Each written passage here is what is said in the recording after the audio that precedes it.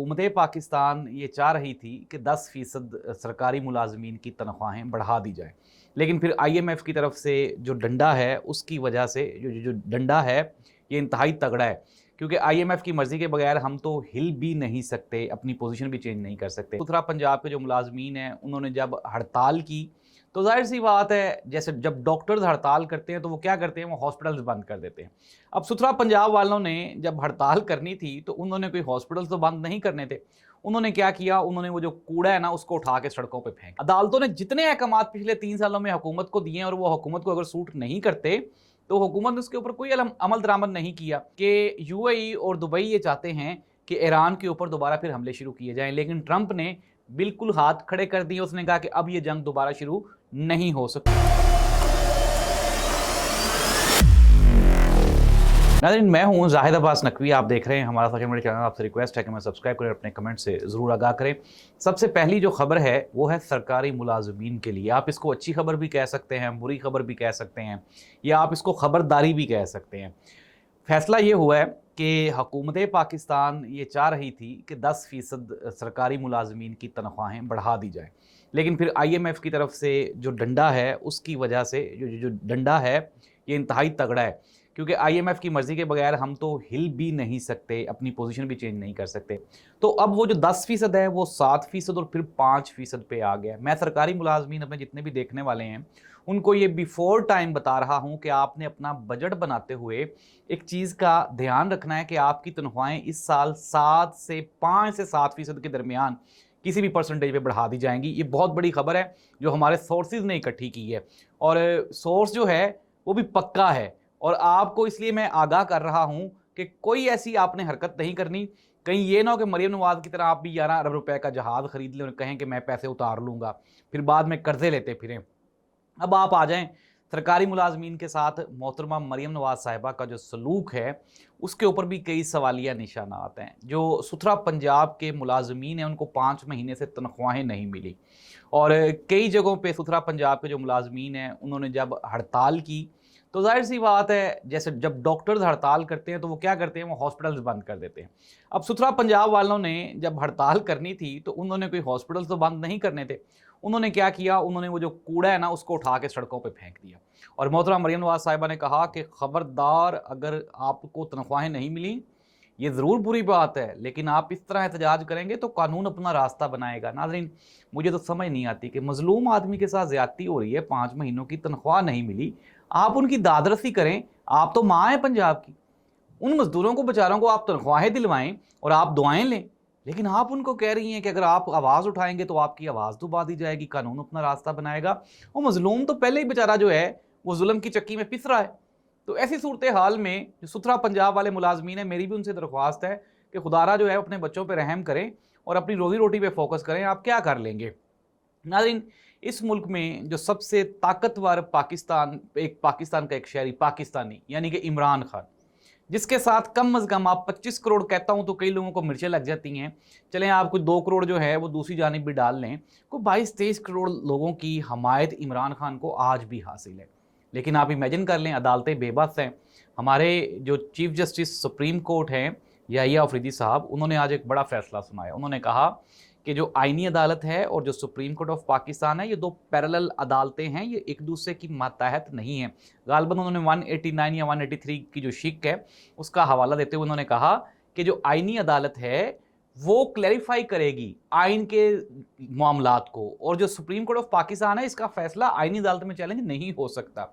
तो दोनों अदालतें पैरेलल काम कर रही हैं। नाज़रीन, पाकिस्तानियों के लिए ये भी एक हैरानकुन खबर है कि अदालतें पाकिस्तान में काम कर रही हैं, वरना पाकिस्तानी तो ये समझे थे कि शायद गुज़श्ता 3 सालों से अदालतें छुट्टी पे हैं।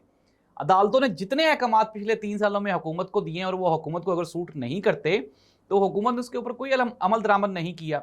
आसिफ अली जरदारी और इस्टेब्लिशमेंट में मामलात तय हो रहे हैं जो 28वीं आईनी तरमीम आनी है उसको लेके।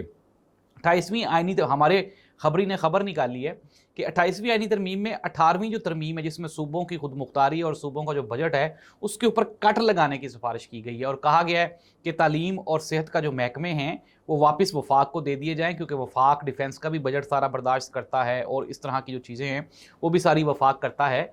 तो वफाक को ये आमदनी वाले डिपार्टमेंट दे दिए जाएं, और दूसरी जानब जो बजट है उसके ऊपर भी कट लगाया जाए। लेकिन इसके जवाब में पाकिस्तान पीपल्स पार्टी यानी कि आसिफ अली जरदारी साहब ने अपने साहबजादे बिलावल भुट्टो जरदारी के लिए वजारत उज़्मा की शेरवानी मांग ली है।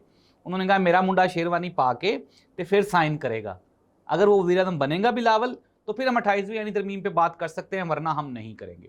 यानी कि अगर हमारे मुतालबात मान लिए गए तो हम भी आपके मुतालबात मान लेंगे। लेकिन खबरें ये बता रही हैं कि 28वीं जो आइनी तरमीम है उसकी जो मोस्टली पॉइंट्स हैं उनके ऊपर इत्तफाक हो गया है।